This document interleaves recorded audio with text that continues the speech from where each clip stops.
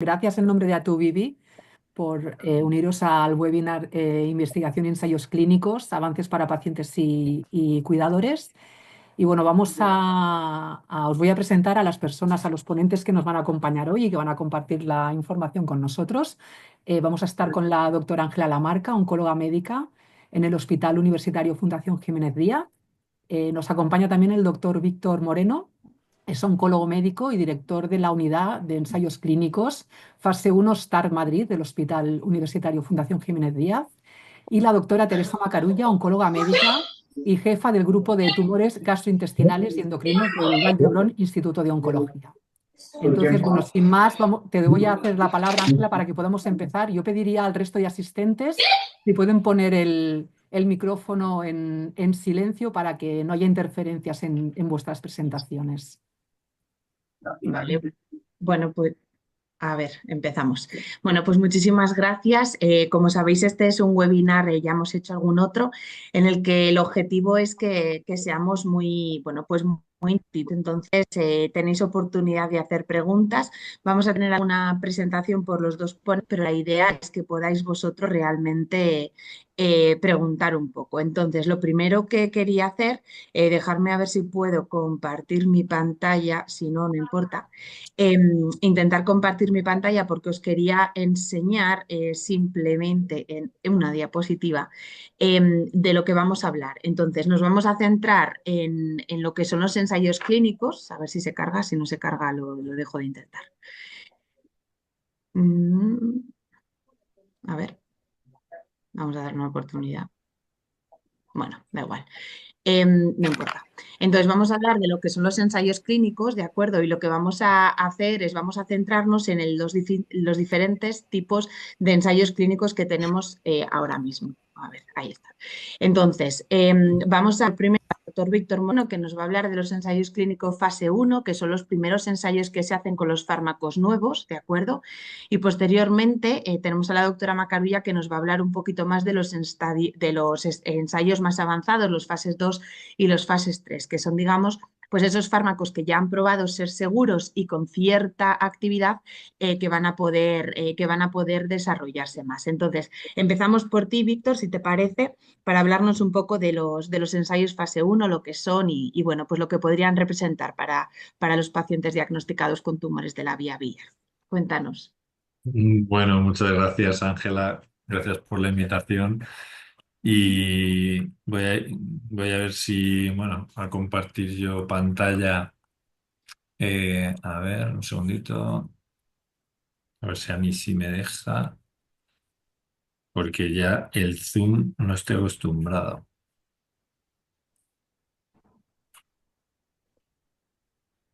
A ver, aquí. Vale, lo vemos. Creo que se ve, ¿no? Creo que está llegando. A ver. Sí, ya está. Te vemos perfectamente. Adelante. Bueno, también lo primero yo me presento, soy Víctor Moreno, oncólogo médico, soy director de la unidad de fase 1 de la Fundación Jiménez Díaz. Bueno, aquí tenemos un equipo dedicado de más de 60 personas, dedicado a la investigación clínica, a tratar pues cualquier tumor sólido y hematológico avanzado dentro de ensayos de fase 1. Y bueno, para empezar diciendo qué son los ensayos de fase 1, me gusta poner también el final de la historia, que a veces la gente se olvida que todos los fármacos que utilizamos en el día a día, que han sido comercializados y que la gente pues recibe de forma asistencial, han pasado por un fase 1, ¿no? En algún momento del desarrollo clínico de estos fármacos, pues se probaron por primera vez y este es el concepto del fase 1, ¿no? Las pruebas por primera vez en humanos. Pero hay que destacar que antes que entre en fase 1, estos fármacos llevan una investigación que se llama preclínica, lo que está antes de la clínica, que lleva muchos años. Aquí vemos en esta diapositiva cómo desde que se descubre, ¿no?, una molécula, se testan miles de moléculas, a lo que llega a la clínica pueden pasar 6 años o más. Y es un proceso que requiere muchísimo filtrado, mucho ensayo y error, muchas modificaciones de una molécula, mucha prueba en modelos preclínicos, tanto en líneas celulares, en el laboratorio, como en modelos animales que pueden ser con semi-injertos de tumores derivados de pacientes. Es decir, hay muchísima investigación detrás de los fármacos que llevamos a la clínica a probar en pacientes. ¿Cuál es globalmente la visión de la investigación clínica? Ahí podemos ver cómo, una vez que se determina que un fármaco es suficientemente seguro para llevar a la clínica, entramos en lo que se denomina fase uno. Luego contaré un poco más detalles, pero es la primera vez que se prueba este fármaco en humanos y, por tanto, hay que demostrar que el fármaco es seguro, cuál es la mejor forma de administrarlo, a qué dosis, cada cuánto. Todo esto hay que investigarlo.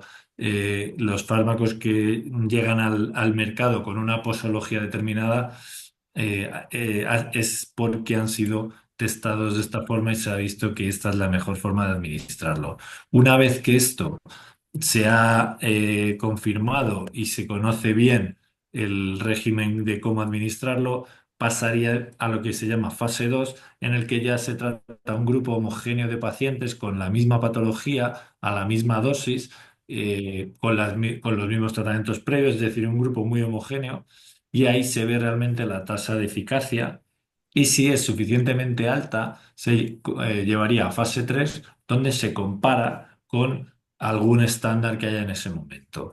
Entonces, es cierto que hoy en día los fase 2 están prácticamente desapareciendo, porque los fase uno cada vez son más rápidos, determinamos la dosis más rápida, los fármacos son más seguros, tienen menos efectos secundarios, entonces es más sencillo alcanzar la dosis recomendada, y empieza a mezclarse el fase uno con el fase 2, de forma que se tratan pacientes ya en lo que llamamos cohortes de expansión, grupos homogéneos, determinando la tasa de respuestas para ver si se lleva a fase 3 o no. Bueno, entonces nosotros, como faseunólogos, digamos, cuando nos llega un fármaco del laboratorio a la clínica, hay un montón de preguntas que nos hacemos, como es: ¿cuál es la primera dosis que doy al primer paciente? ¿Cómo ir aumentando la dosis? ¿Cómo definir la dosis que voy a decir, esta es mi dosis recomendada? Bueno, tampoco voy a entrar en los detalles específicos, pero es para que os hagáis a la idea de la complejidad que lleva el llevar un fármaco que tan solo se ha testado en el laboratorio a la clínica. Eh, a la hora de calcular la primera dosis de humanos, también hay múltiples formas de hacerlo, pero en resumen, lo que se han hecho son estudios de toxicología animal, donde se ha visto en ciertas especies animales qué efectos secundarios puede producir el fármaco a dosis altas, y se administra una dosis equivalente a la que no produce ninguna toxicidad en animales, con un factor de seguridad, y esa sería la primera dosis que damos a los primeros pocos pacientes, ¿no? Normalmente 3 pacientes. Si esa dosis no produce ningún efecto adverso, se tratan más pacientes a una dosis más alta. Eh, entonces, esto sería un poco cómo se calculan estas equivalencias, pero tampoco voy a entrar en ello. Y esto es el esquema tradicional de cómo se desarrolla un ensayo de fase uno. Se va escalando la dosis. Vemos que en este ejemplo 3 pacientes se tratarían a 1 miligramo. Si ningún paciente tiene una toxicidad limitante de dosis, otros pacientes se tratarían a 2 miligramos, y así vamos escalando la dosis hasta ver algún efecto secundario que nosotros determinemos que pueda ser, digamos, limitante de dosis, y digamos: perfecto, este fármaco, la dosis máxima tolerada será 5 miligramos al día, y esta es la dosis que vamos a llevar a la expansión o a la fase 2 directamente. Luego, durante el fase uno se estudian muchas otras cosas, no solo la toxicidad del paciente, hay que estudiar la farmacocinética. En resumen, ¿qué es la farmacocinética? Lo que el cuerpo hace al fármaco. Entonces, estudiamos la concentración del fármaco, cómo se absorbe, cómo se distribuye por los tejidos, cómo se metaboliza, cómo se excreta, y con esta información también podemos ver cuál sería la mejor forma de administrar el fármaco. Y luego hay una parte muy importante que es la farmacodinamia, que a diferencia de la farmacocinética, que es lo que el cuerpo hace al fármaco, la farmacodinamia es lo que el fármaco hace al cuerpo. Entonces, aquí podemos estudiar un montón de cosas. En sangre periférica, ver distintos parámetros, podemos determinar en el tumor cómo afecta este medicamento al tumor, y por eso en los ensayos clínicos tendemos a hacer biopsias tumorales, porque tenemos que entender que el fármaco llega al tumor, cómo funciona, si bloquea la proteína que yo quiero que bloquee, y esto nos ayuda a entender bien si la dosis es correcta. Y luego, muy importante, el mejor parámetro farmacodinámico es la reducción tumoral, lo que llamamos RECIST, que es hacer el escáner y ver al fin y al cabo lo que queremos, si el tumor se reduce o no, o las lesiones que estemos midiendo. Con toda esta información intentamos que el fármaco avance. ¿Qué es lo que necesitamos hoy en día, 2025, para que un fármaco en oncología, digamos, llegue con éxito a ayudar a los pacientes? Tener biomarcadores, tener algo que nos diga qué paciente puede responder. Históricamente, esto se hacía de una forma retrospectiva. Tratábamos a todo el mundo y, como vemos ahí, después decíamos, bueno, ¿a quién le ha funcionado? ¿Cómo podemos ver por qué le ha funcionado? Y de esta forma intentar buscar biomarcadores. Hoy en día intentamos desde los ensayos de fase uno, mediante lo que se llama Companion Diagnostic, que llaman los americanos, que haya un biomarcador asociado a ese fármaco, de forma que cuando digamos, propongamos como tratamiento, la probabilidad de funcionamiento sea mayor en estos pacientes. ¿Esto cómo se hace? Pues desde ya los propios ensayos de fase uno, cuando estamos probando por primera vez, se intenta buscar distintas dianas por las que ese fármaco puede funcionar, y hacer lo que al principio llamábamos cohortes de expansión en en tumores que tienen esas alteraciones específicas. De esta forma nos aseguramos que el fármaco puede funcionar con mayor probabilidad. ¿Esto por qué es importante? Porque, bueno, pues el desarrollo de fármacos está cambiando, y lo que antiguamente, como he empezado la charla diciendo el fase uno, fase 2, fase 3, está evolucionando, está cambiando, y el fase uno, digamos, se está mezclando con el fase 2. Incluso el fase 3 podría llegar a desaparecer para fármacos que sean altamente eficaces. Todavía necesitamos comparar los fármacos nuevos con los fármacos antiguos, porque no tienen la suficiente eficacia, pero en un mundo ideal, el 100% de la gente respondería al tratamiento y no necesitaríamos compararlo, porque ni siquiera sería ético. En este caso, el ejemplo del larotrectinib, que es un fármaco dirigido, veis cómo en el fase uno, que empezó en marzo de 2015, y la aprobación por la FDA llegó en 2018, apenas 3 años después de empezar a probar ese fármaco.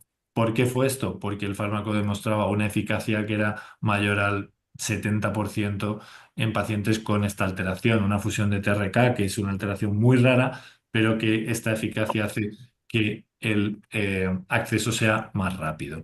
Y esto es un poco cómo ha evolucionado, gracias a este tipo de medidas, de lo que se denomina la aprobación acelerada.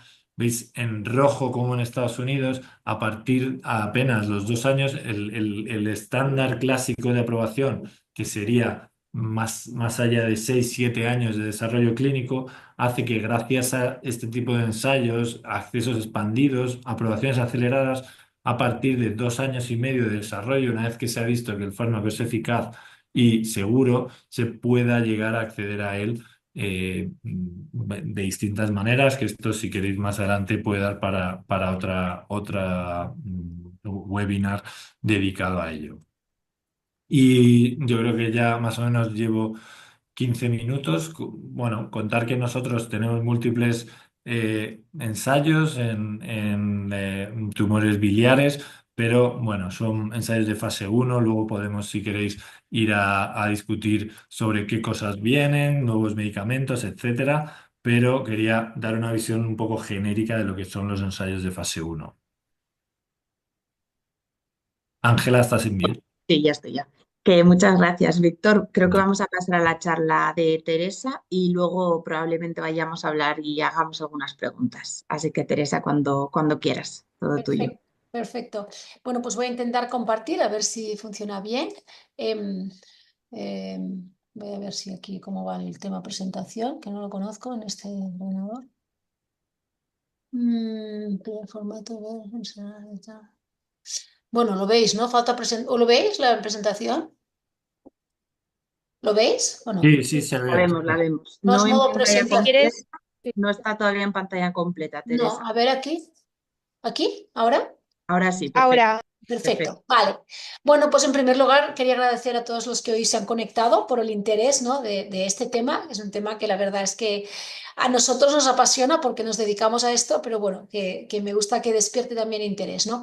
Entonces, un poco yo lo que he intentado es explicar un paso ya posterior al estudio fase uno, que es el inicial, y el estudio que ya propiamente es en el que intentamos desarrollar nuevos fármacos. Yo hablaré concretamente de los tumores de vía biliar y lo que haré es poner algunos ejemplos que nos han llevado a lo que hoy es el estándar de tratamiento para tratar a los pacientes y así entender cómo hemos ido desarrollando estos estándares, ¿no? Los nuevos tratamientos. En primer lugar, y porque hace muchos años que me dedico a esto, ¿no? Decir el por qué creo y por qué explico a mis pacientes la importancia de la investigación, ¿no? Porque creo que no nos podemos conformar con lo que tenemos hoy, ¿no? En primer lugar, porque es la investigación, en la participación en ensayos clínicos es la única manera de disponer de nuevos tratamientos en esta enfermedad. De hecho, en los últimos años pues hemos visto cómo de solo tener una quimioterapia pues hemos pasado a tener pues muchas terapias que van dirigidas a genes concretos que están alterados en la enfermedad, como el futibatinib, que es un fármaco dirigido contra un receptor que se llama FGFR2, pemigatinib, la misma situación, o ivosidenib en pacientes que tienen una mutación muy concreta en un gen, ¿no? Todo esto son nuevos fármacos que están hoy aquí para poder tratar a nuestros pacientes gracias, ¿no? a que ha habido un desarrollo y unos estudios clínicos detrás, ¿no? Y también un ejemplo que pondremos es porque gracias a la investigación lo que podemos hacer es mejorar lo que tenemos hoy. Por ejemplo, pues con la combinación de quimioterapia con nuevas estrategias. Y hoy día tenemos que la quimioterapia se suma a la inmunoterapia para tratar a los enfermos como primer tratamiento para el tumor de la vía biliar. Por tanto, el hecho de juntar dos tratamientos lo que pretendemos es potenciar el efecto de la quimioterapia. Por tanto, esto también es gracias a la investigación. Y luego algo que creo que es muy importante, y lo ha hablado un poquito, ¿no? El doctor Moreno, es saber a cuáles son los pacientes que mejor les va a funcionar este fármaco, ¿no? Hay pacientes que probamos un fármaco y no funciona, y por tanto hay que entender por qué no funciona un fármaco, y al contrario, hay pacientes que les funciona muy bien un fármaco y un día deja de funcionar. También es muy importante entender por qué un día deja de funcionar, porque podemos actuar en consecuencia. Si sé lo que ha fallado o sé lo que se ha hecho resistente, puedo hacer un tratamiento dirigido, ¿no? a la nueva resistencia. Por tanto, esto es muy importante y lo conseguimos gracias a la investigación. Al final nosotros lo que buscamos es tener mejores y más tratamientos para tratar esta enfermedad, el tumor de la vía biliar, y por tanto pues tener los pacientes tengan unas supervivencias mucho más largas. Y empezaré pues fijándome en esto. Hemos hasta ahora revisado la primera parte, que es la fase uno, que como ha dicho el doctor Moreno, normalmente no es para un tumor específico, no es para los tumores de vía biliar, no es para los tumores de páncreas, sino que es más general para encontrar una dosis, ¿no? a partir de la cual desarrollar. Y luego iremos al fase 2, que el fase 2 y el fase 3 ya normalmente son para un tipo tumoral, ¿no? Y entonces nosotros ahora aquí nos fijaremos en los ejemplos de nuestro tumor, que es el tumor de vía biliar. Antes de empezar, hemos de entender, un poco se ha hablado de lo que cuesta desde que una droga demostramos que funciona para una determinada enfermedad, por ejemplo, sabemos que la quimioterapia más la inmunoterapia pues es mejor que la quimioterapia sola. Una vez hemos demostrado esto, después de todos estos años de investigación, es verdad que hay un proceso que hemos de entender de aprobaciones administrativas de los fármacos. Cuando nosotros demostramos que un fármaco funciona, hay una agencia europea, que es la EMA, que tiene que aprobar esta combinación. Tiene que decir, si esto realmente es así, me reviso todos los datos y es así, es eficaz para esta enfermedad, le doy la aprobación, por decir aquí. Y esto es el primer paso en Europa para que luego en los diferentes países se llegue a un acuerdo, ¿no?, de precio para este fármaco y podamos empezar a utilizarlo en un país. Lo digo porque esto va desde que uno empieza, lo primero que hablaba el doctor Moreno, de 7, 8 años atrás, hasta que tenemos que un fármaco sabemos que funciona, hasta que luego a veces pues, puede llegar a la clínica los pacientes, ¿no? Hay unos procesos administrativos que luego también, si queréis, a la hora de discusión lo podemos hablar. Y empezaremos con este ejemplo. En el año 2010, el grupo pues, de Inglaterra demostró que 2 fármacos funcionaban mejor que uno solo de quimioterapia en esta enfermedad, en los tumores de vía biliar. Y establecieron esto, que todos los pacientes que estuvieran bien deberían ser tratados con esta combinación, que era un fármaco que se llama cisplatino y un fármaco que se llama gemcitabina. Y esto fue el nuevo tratamiento porque sus resultados eran mejores que el fármaco solo, que era la gemcitabina. Y en 2010 todos empezamos a tratar a los pacientes con esta combinación. ¿Qué pasó? Que hubo una investigadora coreana, la doctora Go, que lo que se planteó es por qué no le sumamos la inmunoterapia a la quimioterapia que sabemos que funciona, que es esta combinación del cisplatino y la gemcitabina. Y ella cogió un grupo de 124 pacientes, todos con tumor de vía biliar, de su centro, por tanto esto ya es una limitación de Corea, y les trató con combinaciones de inmunoterapia y quimioterapia. Y demostró que esta combinación funcionaba muy bien, de forma muy prometedora. No lo comparó con nada, simplemente demostró que esta combinación de inmunoterapia y quimioterapia era muy prometedora. Entonces, esto es un fase 2. Ella coge un grupo de pacientes, todos con un tumor de vía biliar, y los trata de una forma distinta, con una combinación nueva. Y demuestra que esto parece que es activo, pero evidentemente no lo puede comparar, porque solo tiene un grupo de pacientes tratados de una manera. Como era tan prometedor, ese es esto, el fase 2. Único centro, solo un centro en Seúl. Esta investigadora los trató todos los pacientes en la misma zona. Por tanto, estos 128 pacientes eran solo en una región del mundo. Se trataron con esta combinación. Los resultados parecían muy buenos y, por tanto, a partir de aquí, ¿qué podemos hacer con estos resultados? Bueno, la verdad es que yo no puedo extrapolar lo que hace un paciente en Corea con el resto del mundo, porque a lo mejor los pacientes de Corea son distintos, por ejemplo, ¿no? Es una población muy concreta, en un sitio muy concreto, y por tanto lo primero que hemos de hacer es ver si se pueden obtener resultados en más partes del mundo. Otra cosa que hacen con los estudios fases 2, que es esto que solo se prueba una combinación nueva para ver si realmente parece prometedor, es lo que dice el doctor Moreno de los biomarcadores. Aquí se vio los pacientes que mejor respondían, pues como a nivel de la sangre, si las células inmunes estaban más altas, más bajas, intentaban identificar a aquellos pacientes que estaban respondiendo mejor al tratamiento. Esto cuando es un estudio pequeño, como un estudio fase 2, se puede hacer mucho más fácilmente que cuando pasamos al siguiente paso, que es un estudio fase 3, donde ya participan muchos hospitales, se incluyen muchos pacientes y es mucho más difícil poder hacer todos estos biomarcadores. Por tanto, todos estos pruebas en la sangre para intentar entender cuáles son los pacientes que mejor responden, esto hay que hacerlo idealmente en fases más iniciales del desarrollo, con no tantos pacientes y con no tantos hospitales que participen. Como era tan prometedor, pero debíamos compararlo con lo que estábamos haciendo ahora. Y esto es en fase 3. Tengo en fase 2, solo todos los pacientes tratados igual. Me parece que los resultados son muy buenos, me parece que son mejores que lo que estoy haciendo yo, pero no tengo la comparativa real. Entonces, para esto necesito un fase 3. ¿Qué hace el fase 3?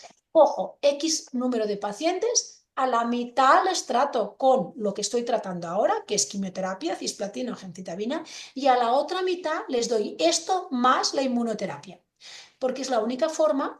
Como este proceso es aleatorio, es decir, los pacientes es una máquina la que los distribuye en un grupo o en el otro, el investigador no influencia y por tanto son resultados lo más limpios posibles.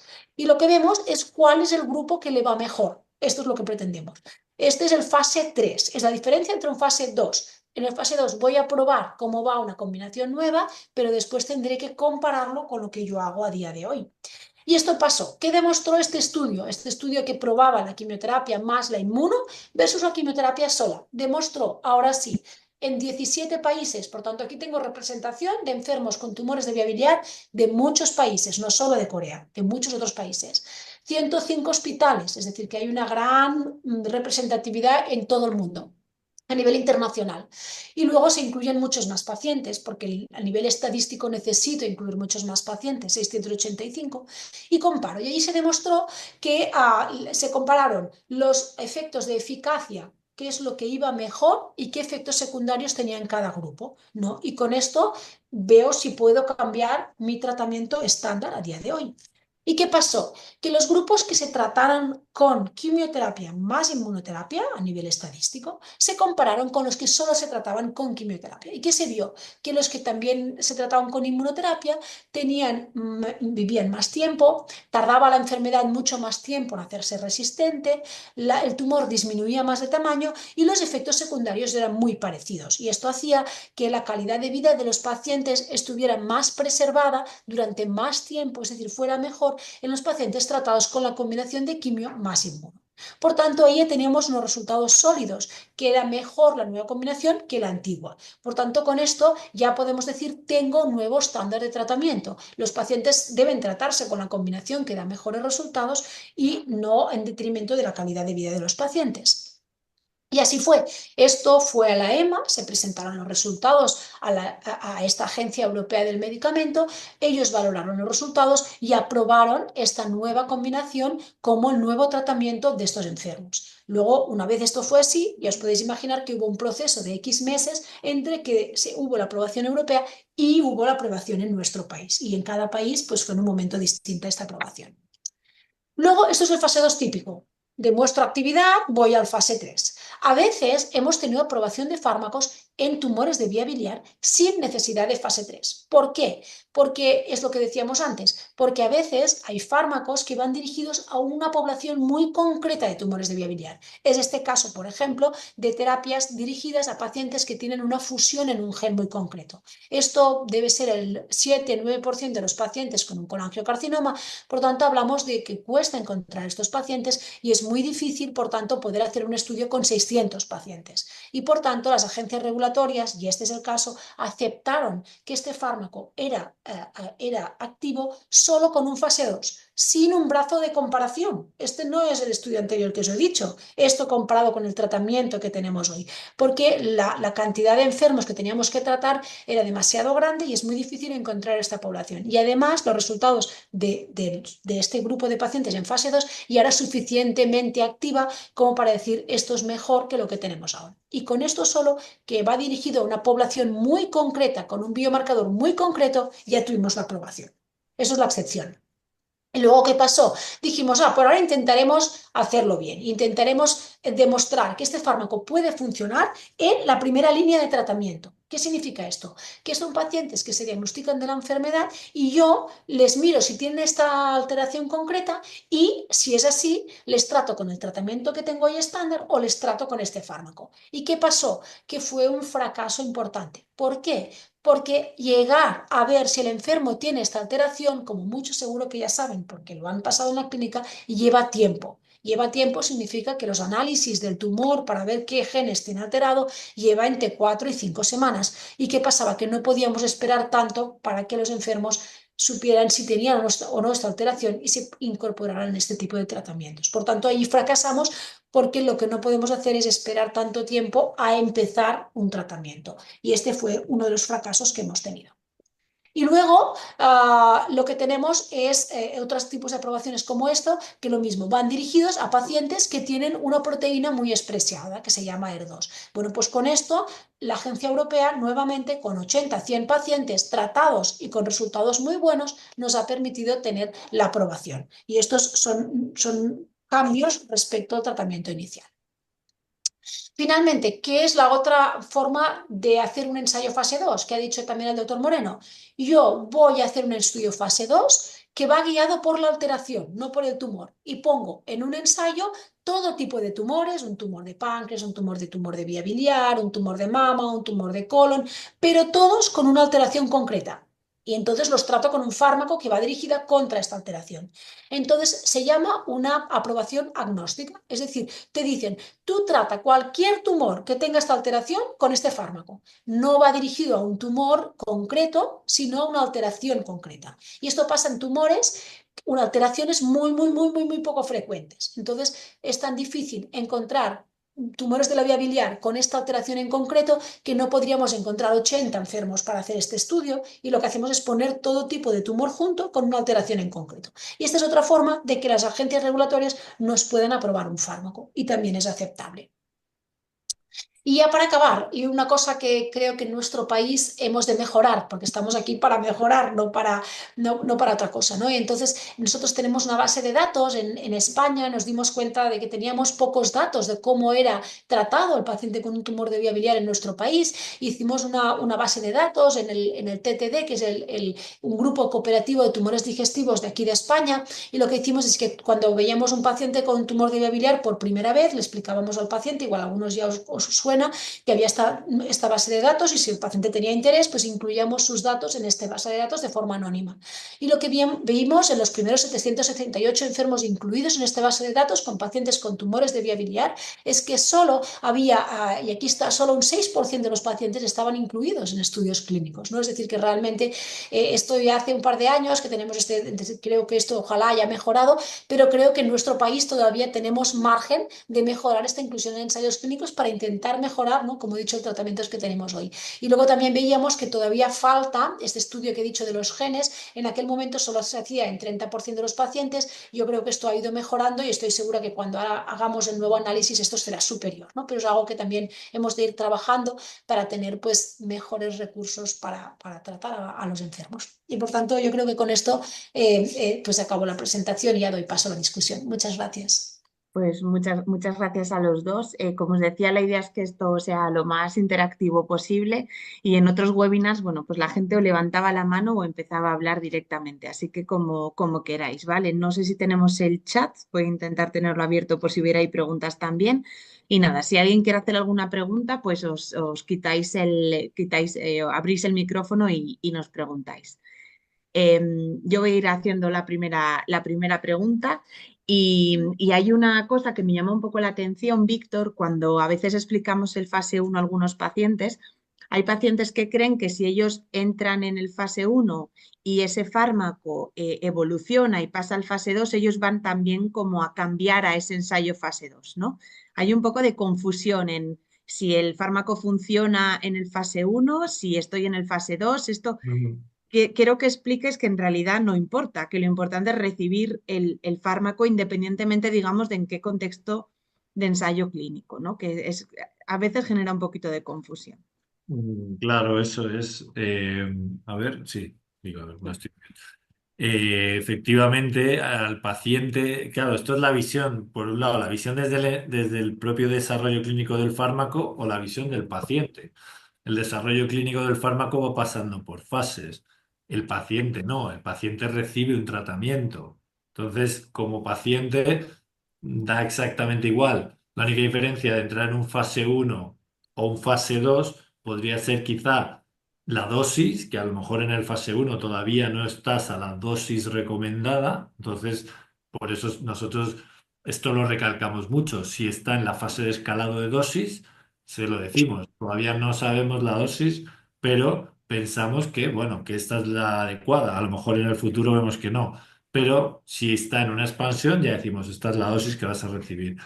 Eh, y luego ya, bueno, la dosis y las visitas, porque los fase uno tienen muchísimas más visitas. Eso es verdad. Para el paciente el tratamiento que recibe es el mismo, pero es verdad que en el fase uno a lo mejor tienen que venir todas las semanas durante el primer mes, pasar muchas horas en el hospital, extracción de muestras de farmacocinética durante 8 horas muchas veces. Por eso he recalcado eh, por qué hacemos todo esto, ¿no? Que para el paciente es verdad que es pesado, pero bueno, al final lo entienden. Y luego, si el paciente entra en un fase 3 lo que le puede pasar es que le toque el brazo control o el brazo experimental. Por eso lo que diferencia es desde la visión del paciente lo que explicamos.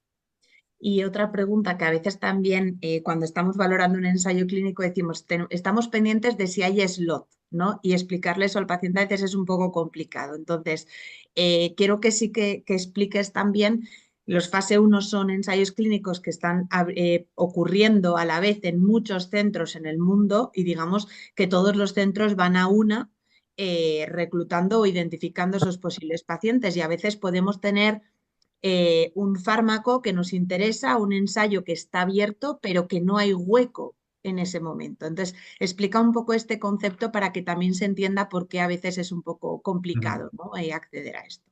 Claro, cuando he hablado de la fase de escalado de dosis, he puesto un ejemplo, que hay muchos más, pero es el más clásico, de tratar a 3 pacientes a un nivel de dosis y esperar en torno, varía, un mes más o menos, para confirmar que los pacientes no tienen ningún efecto adverso grave.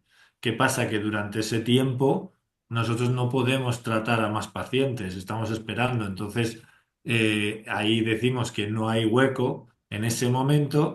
Cuando estos pacientes completan ese periodo, nos reunimos los investigadores por teleconferencia y acordamos que si no ha habido ninguna toxicidad, el estudio continúe. Y en ese momento, a lo mejor nos dan un hueco, digamos, para un nuevo paciente, pero claro, no lo sabemos con anterioridad. Participa más que Adeba, ¿eh? A ver, No sé si sabe más. hola, alguien tiene por ahí algo hemos oído. No sabemos qué decía y si era una pregunta nos lo decís, por favor. Sigo si no, ¿vale? Sigo yo. Entonces, Teresa, ahora un poco contigo porque me ha gustado mucho cómo has... pregunta Armando. Alguien pregunta. A ver, Armando, estoy en el chat. Armando, te leo. Si escribes, te leo.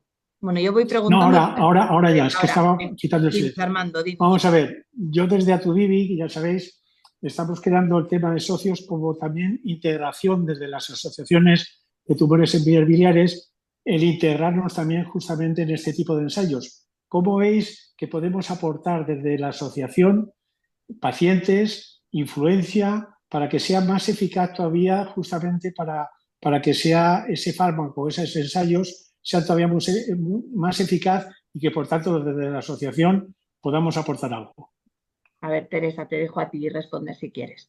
No, yo creo que simplemente el hacer difusión de que hay ensayos y que cuando uno le proponen un tratamiento, también puede preguntar por los ensayos, ¿no? Hay hospitales donde no hay ensayos clínicos, hay hospitales donde sí, y a veces uno, pues a su oncólogo también le tiene que plantear, oye, ¿y ensayos clínicos los hay, no los hay? En su centro hay, en mi centro no hay, me puedes derivar a otros si no los hay. Y es el propio paciente el que también debe, y por tanto, desde una asociación de pacientes como Atuvivi se puede hacer una buena difusión de, oye, hay ensayos clínicos en España, preguntad a vuestro oncólogo, ¿no? Es la persona de confianza y los oncólogos tienen manera de saber qué ensayos hay, porque tenemos, por ejemplo, este grupo del TTD, que son los oncólogos que hacemos tumores digestivos en España, hay una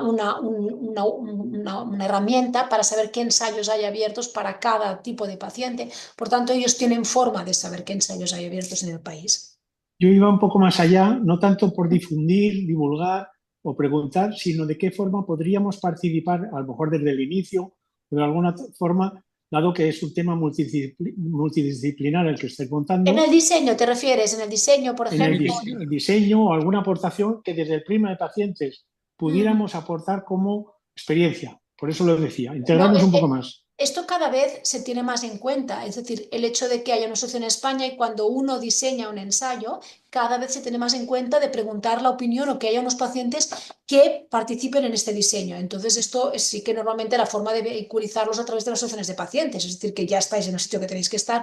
Tened en cuenta que un estudio que se hizo en tumores de vía biliar, que es un estudio que demostró que un fármaco que se llama ivosidenib era activo en pacientes con una mutación muy concreta, que es el IDH1, las asociaciones de pacientes en aquel momento de Estados Unidos y de UK, que son las que eran potentes, fueron los que influenciaron el diseño del ensayo. Nos los pacientes iban al fármaco experimental o recibían placebo, ¿no? Pues nos obligaron a que los pacientes que recibían placebo, si no les iba bien, pudieran recibir el fármaco. Y esto fue gracias a la visión de la Asociación de Pacientes. Es decir, que esto cada día se tiene más en cuenta y es a través de la Asociación de Pacientes. Es decir, que estáis aquí y hay que picar a la puerta y se va a picar cada vez más a vuestra puerta pidiendo vuestra opinión, absolutamente. Desde Europa o desde España o desde donde sea, ¿eh?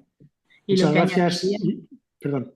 no, Armando, solo iba a añadir que de hecho cada vez más cuando nosotros tenemos una idea para un ensayo clínico que necesita, por supuesto, una financiación y aplicamos a esa financiación, cada vez se valora más también que haya una voz de paciente junto en esa aplicación que apoye que la idea es importante y que va a mejorar la situación, ¿no? Entonces, ahí cada vez tenéis más voz y cada vez os buscamos más también, ¿eh?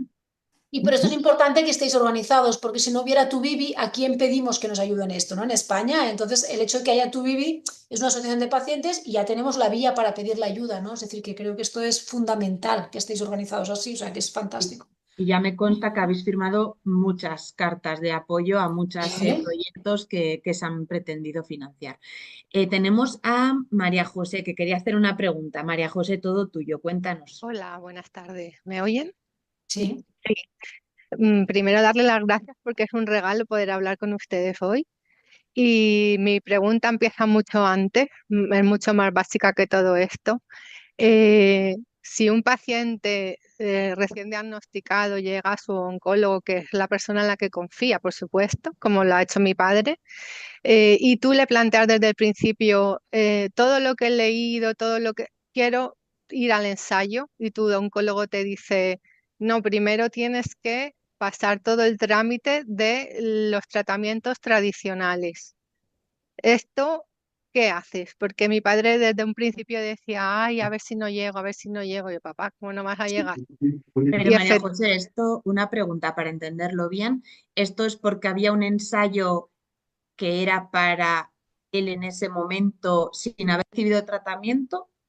¿O te refieres a que el ensayo requería que hubieran recibido tratamiento previo? No, la información que tú recibes desde tu oncólogo de confianza, o el que es el que te está tratando, es que para tú llegar al ensayo tienes que pasar primero por el tratamiento tradicional. El ensayo es un plan B o C o más.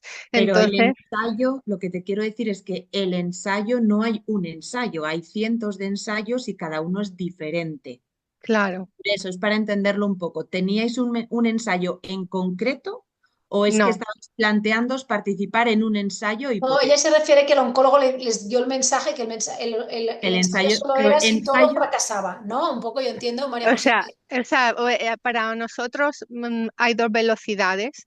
Una es la de la investigación, el ensayo, etcétera. La otra es lo que pasa en la realidad ya te con entiendo. el tratamiento tradicional. Entonces tú llegas, mi padre lo tenía claro, con 78 años, él dijo, yo voy a lo que sea y donde sea. Entonces él desde un principio dijo, yo quiero acceder a lo que me pongo mi cuerpo en manos de lo que haga De falta, la ¿vale? ciencia. Vale, Exacto, vale, ya la hemos exacto. entendido. A ver, Teresa, te dejo responder. Entonces tú puedes acceder directamente sin pasar por previamente todos los tratamientos tradicionales. Claro, esto es una visión un poco de persona a lo mejor que no hace ensayos clínicos, ¿no? Es decir, es cierto que los ensayos clínicos hay algunos que son como primer tratamiento, hay algunos que son Ujú. como segundo tratamiento y hay algunos que están en el momento en que fallan los tratamientos estándares, es cierto, pero sí que hay a veces algunos, ¿no? Ahora hay algunos ensayos en nuestro país que son como primer tratamiento, entonces es verdad que esto a veces se necesita, pues esto, ¿no? Ya digo, a veces hay que consultar en centros donde se están haciendo ensayos y el mismo oncólogo puede hacer este trabajo, ¿no? Pero sí que no solo hay que aplicar ensayos cuando ha fallado todo, porque a veces pierdes oportunidades. Esto sí que yo no lo comparto. Claro. Y fíjate, Vale. mucho, es muy buen punto el que has puesto sobre la mesa, María José, porque incluso ensayos de fase 1 que requieren haber recibido tratamientos previos, hoy en día muchos requieren una preselección molecular que nosotros siempre abogamos por ir haciendo antes de que hayan fallado los tratamientos. O sea, porque podemos hacer secuenciaciones, podemos mirar ciertas características del tumor y decir, oye, que sepas que tienes esta proteína, si este tratamiento falla, puedes venir a un ensayo. Mientras que si lo hacemos cuando ya ha fallado y este test nos va a tardar un mes, ya no es el momento, ¿no? Entonces sí que está muy bien que también desde Atuvivi se haga este tipo de promoción, ¿no? De los ensayos. Es que, Yo creo perdona, insisto, es importante. Ya nosotros hemos aprendido de todo lo que acaban de explicar ahora. Ojalá lo hubiéramos tenido sin tener que, esa información, sin tener que habernos partido a intentar entender las cosas, porque no se entiende lo de los ensayos. Aún así, mi padre apostó desde el principio. Pero yo me ofrezco en lo que pueda ayudar, no es no sé, a trasladar la información más abajo, o sea, a los hospitales donde no es que no se celebren ensayos o no haya, o sea, es que es mucho menos que todo eso. Es que lo que tienes, trabajas con lo que tienes y lo que tienes es tradicional. Y tú si desde el primer día, día 1, octubre de 2023, estás recién diagnosticado y dices, quiero optar como sea, ofrezco mi cuerpo a la ciencia, tengo ya 78 años y quiero lo que haga falta. Y tu doctor te dice, ya lo he mirado, pero ahora mismo no hay ningún ensayo. Y cuando ya vuelves al cabo ya de 3 o 4 visitas, que ya estás con tu primera quimioterapia, tu primera línea, y insistes porque tú has buscado y has conocido a la doctora Macarulla, te has informado de cosas y por respeto, ¿no? No quieres inmiscuirte en decir, tú no tienes que decir al doctor lo que tiene que hacer, pero es que yo quiero que acceder a eso y te dice, a ver, es que hay una serie de filtros que nosotros los médicos ponemos. El primero son 300 kilómetros, estamos en Alicante, a 300 kilómetros a la redonda no hay ningún ensayo. Entonces mi padre dice, ¿cómo? Pero si tenemos a los de Valdebrón trabajando, no pongas kilómetros, pon 600, pon 1000, no pongas ninguno. Entonces, el error para llegar a los ensayos, ya te digo yo, que no es solo del desconocimiento de los pacientes, son las trabas burocráticas por el camino de los mismos médicos ahí, que te tienen que, porque María, si pues tú, También es verdad que nosotros ahí hicimos un trabajo importante e intentamos, los oncólogos, de trabajar con nuestros compañeros que no tienen ensayos para explicarles que si los hay, es decir, que a veces igual no podemos llegar a todas partes, pero también hay un esfuerzo a nivel médico de hacer llegar esta información, también para que sepáis que se trabaja a otro nivel, también para intentar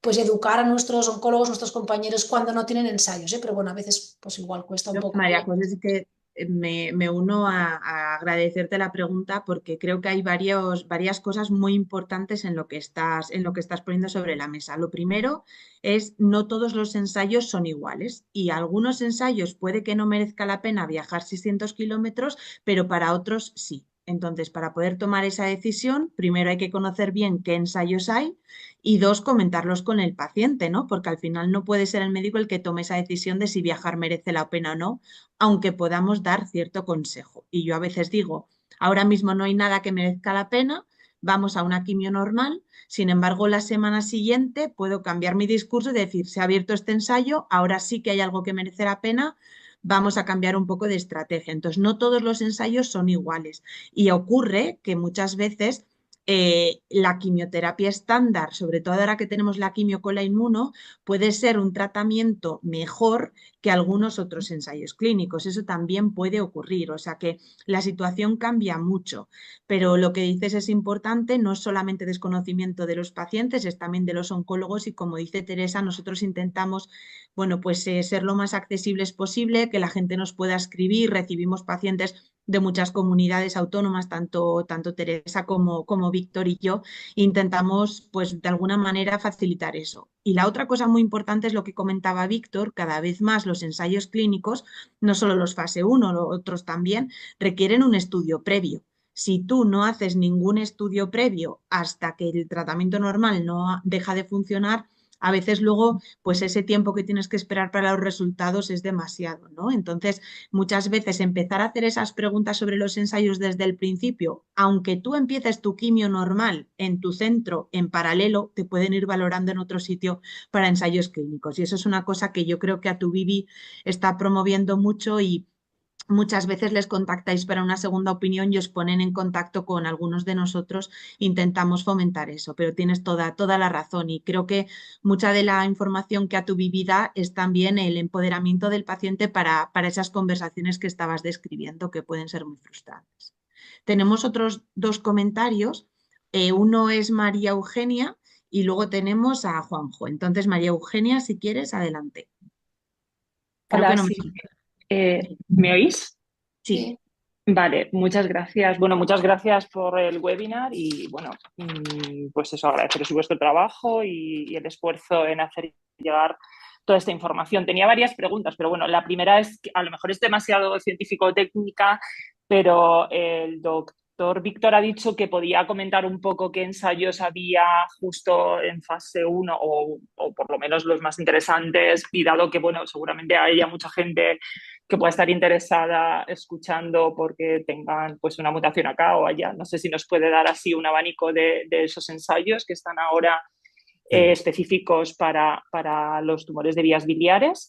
Y otra pregunta que no tiene nada con ensayos clínicos, pero que yo me he hecho, que os pregunto como oncólogos, es ¿por qué cuando termina un tratamiento de quimio, por ejemplo, de estándar, si ha funcionado, en general siempre cuando hay progresión, bueno, yo tengo entendido, a lo mejor me equivoco, se cambia de línea, aunque haya funcionado el primero? No sé si eso me lo podéis explicar, o sea, no sé, nunca se repite, ¿no? Ese Mira, primer María Eugenia, tratamiento. vamos a dividir tu Perdón. pregunta. No te Vale. preocupes.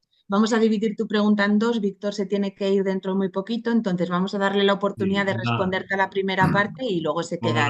tampoco quiero llevar Genial. mucho tiempo, sí que lo que recomendaría hoy en día, tenemos nuevos fármacos dirigidos a alteraciones moleculares, entonces intentamos hacer secuenciación para, bueno, pues detectar, si detectamos algo, terapias dirigidas. Hay varias, en colangiocarcinoma está muy de moda, ¿no? La elección de MTAP, y un nuevo tratamiento. Y nuevas formas de inmunoterapia, estamos probando con nuevos fármacos que también requieren una preselección, ¿no? Entonces, por eso recomiendo siempre preguntar y ser valorado en la unidad porque tenemos muchos ensayos, la verdad. Muchas gracias, Víctor. Te puedes ir cuando necesites. Si Teresa, te dejo la segunda parte. Sí, evidentemente esto pasa mucho, ¿no? Una quimio que funciona muy bien durante un tiempo, pero es verdad que en el momento en que el tumor crece en un TAC es porque se ha hecho resistente al mecanismo de acción de esta quimioterapia, ¿no? El tumor, de forma simple, es como se aprende por dónde atacamos, ¿no? Con esta quimioterapia. Entonces, en ese momento cambiamos la quimioterapia para cambiar el mecanismo de acción de cómo atacar estas células, ¿no? Porque si volviéramos a poner la misma quimioterapia o atacamos por la misma vía, el tumor seguirá creciendo. Entonces se trata de vencer las resistencias cambiando el mecanismo de acción, ¿no? O bien cambiando la quimioterapia o atacando el tumor de otra forma, pues esto con terapia dirigida, etcétera. Muchas Vale, gracias. gracias. María Eugenia, tenemos a Juanjo que va a decir algo, entonces déjame, le doy la palabra a él y luego si te quedaban más preguntas vuelvo a ti, ¿vale? Juanjo, dinos. Hola, buenas tardes. Casualmente, en una reunión anterior a este webinar, hemos estado hablando que yo vamos a empezar desde Atuvivi a visitar los hospitales varios para darles qué queremos hacer desde nuestra organización somos conscientes de que estáis ya comunicados todos los oncólogos, pero por si falta alguna conexión, que se sepa, que conozcan a nuestro equipo médico, con el cual estás tú también y otras personas, y si tienen dudas. Es una cosa que vamos a comenzar a hacer por los hospitales en Madrid. Muy bien. ¿Os parece bien? ¿Cómo lo veis? O sea, fomentar la intercomunicación. Yo lo veo bien y podéis aprovechar y llevar vuestras hojitas de información para que las den a sus pacientes, ¿no? Eso es lo que voy a hacer con las hojitas. Claro. Eso es lo que vamos a hacer. Vamos a comenzar. De momento voy a comenzar yo, que sabéis que en Atuvivi estoy como tesorero, pero quiero hacer más cosas, ¿no? Como lo he vivido tan de cerca con mi esposa, pues quiero hacer más cosas, darle las hojitas y al mismo tiempo que nos conozcan más y que nos podamos tener no 700, sino los que hay de pacientes, ¿no? Juanjo, vais a inventar una nueva cosa, que son los visitadores médicos que hacen las farmacéuticas. Pues vais a ser vosotros Efectivamente, desde pero las asociaciones de pacientes. nosotros no vamos a venderles nada, vamos a que estén en contacto mejor. Vais a darles información. Muy bien. Eso es. Me parece bien. Muy bien, a mí personalmente me parece bien. muy bien. María Pues Eugenia, eso. no sé si querías que volviéramos a tu lista o ya habías acabado la lista. Pues es que no recuerdo ahora la otra, Ah, lo voy pensando. Gracias. vale, nada, no te preocupes. No te Bueno, preocupes. Ángela, me tengo que ir, que tengo que dar Nada, a Víctor, las muchas 6. Gracias a gracias. todos. Gracias, Víctor. Ya, chao. Hasta luego. Gracias, Yo Víctor. sí que me gustaría ir un poco al tema de los fase 3 y aprovechar que está aquí también Teresa para comentar esto, ¿no? Porque Teresa nos ha enseñado, y además me ha gustado mucho cómo lo ha contado, la historia de la inmunoterapia, lo importante que fue demostrar que el añadir la inmunoterapia a la quimio era mejor que la quimio sola, y la única manera de hacerlo fue con un ensayo clínico muy grande, ¿no?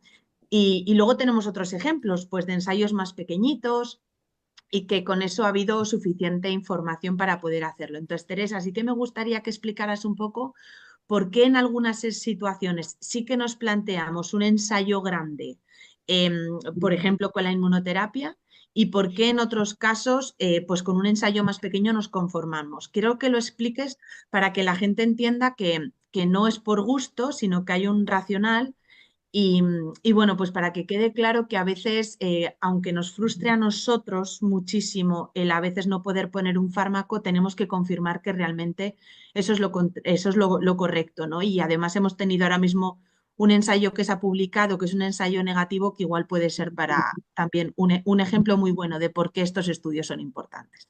Claro, y sobre todo la diferencia es el biomarcador, es decir, cuando en la inmunoterapia no sabemos a qué pacientes estamos beneficiando, no tenemos un biomarcador, todos los pacientes de vía biliar se pueden tratar con inmunoterapia. Entonces, hay una cosa que les cuesta mucho a los pacientes y yo lo sé y yo lo entiendo perfectamente, que es el tema placebo. Entonces te dicen, ¿hay placebo o no hay placebo? Entonces, cuando no hay placebo, estamos más tranquilos porque todos van al tratamiento experimental, pero cuando hay placebo, muchas veces nos cuesta mucho hacer el esfuerzo de entrar en un ensayo clínico y no saber si estamos recibiendo este fármaco o no, ¿no? Esto nos cuesta mucho, pero es verdad que es la única forma de demostrar esto. Tú decías un ejemplo de un fármaco anterior, ¿no? Que se demostró en un estudio pequeñito, que habían menos pacientes, que parecía muy activo, como este de la Inmuno de Corea, ¿no? Que parecía muy activo, pero cuando lo pusimos a comparar de forma, pues en un estudio randomizado, ¿no? Es decir, aleatoriamente los pacientes iban un brazo al otro con la quimioterapia estándar, se vio que todavía era peor, es decir, que no había ningún beneficio. Es decir, lo que a veces parece muy activo contratando pocos pacientes, cuando le pones en contexto de muchos más pacientes y lo pones en una dimensión más grande y lo comparas con lo que tenemos hoy, resulta que no hay tanto beneficio y nunca podemos aprobar un fármaco si no estamos seguros que es mejor que lo que tenemos hoy. Entonces, ese es el motivo. Cuando se aprueban fármacos con estudios más pequeñitos, sin necesidad de hacer una comparativa con el tratamiento estándar, es porque normalmente hay un biomarcador. Es decir, es un fármaco que va dirigido a una población muy concreta y normalmente la actividad es muy llamativa. Entonces, allí se considera que no hay que comparar con el estándar porque incluso no es ético, ¿no? Entonces, allí muchas veces nos aprueban solo con esto. Muchas gracias, Teresa. Y es que creo que es muy importante, ¿no? Porque no siempre debemos o necesitamos hacer ese ensayo grande, pero cuando lo hacemos es porque realmente creemos que Se es necesita. importante. Y hemos Pero es tenido importante por el bien de los pacientes, eso porque es, no queremos establecer un tratamiento como estándar si no es mejor que el tratamiento estándar, eso porque hay es. un Y de riesgo hecho de más toxicidad, ¿no? De más coste, etcétera, etcétera. hemos tenido este ejemplo reciente donde no es que el tratamiento nuevo fuera parecido al anterior, es que era peor que el Era peor. anterior. Hubiera sido un drama si eso se hubiera aprobado, si lo hubiéramos empezado a utilizar en la práctica habitual y nos hubiéramos dado cuenta años después. Entonces, menos mal que se hizo ese ensayo clínico. No sé si hay alguna pregunta más, se nos está acabando el tiempo, pero Perdón, soy María sí, Eugenia otra venga, vez. ya te Ahora has acordado. me he acordado. Dinos. Es muy rápida. A ver, como esto es como es, que cuando progresa, bueno, pues parece que te falta tiempo. Yo quería saber si cuando un fármaco, porque habéis comentado, claro, la EMA lo puede aprobar o la FDA, pero a lo mejor no está aprobado por el Estado o no está incluido, financiado. Me explico, o sea, imaginaos un Sí, sí, fármaco sí. para... Tenemos ejemplos ahora mismo de Ya, fármacos aprobados no ¿qué financiados. se Sí. puede hacer en ese caso? O sea, ¿es posible acceder de alguna manera? no sé si hay... Si no hay un estudio clínico, acceder a un fármaco que está en negociación por el ministerio Exacto. es difícil, depende de cada hospital y de la farmacia de cada hospital que valore caso por caso y en algunos casos son más permisivos, otro es imposible, cada vez es más difícil y si está denegado por el ministerio, si hay un fármaco que el Ministerio de España, a pesar de que Europa haya considerado que el fármaco está aprobado en Europa, luego es el Ministerio español el que decide pues si vale la pena o no, ¿no? Por su cartera de esto, aprobar un fármaco. Entonces, si el Ministerio deniega un fármaco, no hay forma de que los médicos nos lo aprueben en ningún hospital. Ningún hospital. Entonces sí que es totalmente denegado. Si está en proceso de aprobación, es difícil, pero depende del hospital. Es así. Vale. Es muy complejo, sí. Sí, no es fácil. Y aquí es lo que hablábamos antes, ¿no? También de que vuestra voz es súper importante y muchas veces nosotros como oncólogos podemos creer esto funciona, esto es beneficioso, necesitamos tener este fármaco, tal, pero al final somos los médicos que hablamos, no tenemos mucho poder ni nos cree mucha gente, la verdad. Sin embargo, cuando es el grupo de pacientes el que tiene una voz y el que pone en contexto esos resultados del ensayo diciendo, oye, esto es importante, esto es significativo, pues es mucho más importante. Por eso, o tiene mucho más valor. Por eso es súper importante que os organicéis, no solo para las cosas que ya hemos comentado, sino también para estos escenarios, ¿no? Para que, pues bueno, pues para juntos intentar tener acceso a todos los tratamientos que consideramos que funcionan. Al final, la investigación, nosotros lo que pretendemos es que los pacientes tengan cuanto antes mejor acceso a estos fármacos, ¿no? Y a través del ensayo clínico es una forma de tener un acceso rápido a un nuevo tratamiento, pero luego también luchamos para cambiar el escenario de tratamiento. Entonces, también es verdad que si un estudio es positivo, nuestra intención es poder utilizar este fármaco luego en todos los pacientes, ¿no? También es muy frustrante que luego tengas poco trabas administrativas y esto, desgraciadamente, a veces pasa, porque evidentemente nuestra visión y la del ministerio no siempre es la misma, ¿no? Entonces, bueno, yo estoy de acuerdo que aquí el peso también, y aquí todos tenemos un papel, ¿no? Pero los pacientes también tenéis mucho más poder que nosotros. Sí. Bueno, pues yo creo que no veo más preguntas, no veo a nadie que me diga nada. Así que nada, yo os quería dar las gracias porque la verdad es que estos webinars, el formato me gusta mucho el poder hablar y poder resolver las dudas, sobre todo de temas tan importantes que nos gustan tanto a los tres, aunque Víctor se haya tenido que ir, pero bueno, nos apasiona el tema de los ensayos clínicos porque es como vamos hacia el futuro. Así que muchísimas gracias a tu Vivi por invitarnos, muchas gracias a Víctor y a Teresa por aceptar la invitación a este webinar conmigo. Y nada, pues esperamos que sigáis vuestra andadura con todos esos proyectos que tenéis. Os animamos a continuar y que nos tenéis aquí para lo que sea que necesitéis. Nada, pues nada, muchas gracias a Gracias. vosotros, a los tres, porque es un regalo teneros aquí y que nos compartáis conocimiento con nosotros. A los asistentes también muchas gracias por haber unidos al webinar. Sobre todo, si tenéis alguna duda al respecto de lo que hemos estado hablando, podéis escribirnos a hola@tuvivi.org. Intentaremos resolver todo lo que podamos y ayudaros en el proceso todo lo que podamos. Y nada, muy buenas tardes a todos y gracias por habernos acompañado. Felicitaciones por todo lo que hacéis. A Gracias. vosotros. Adiós. Adiós. Adiós.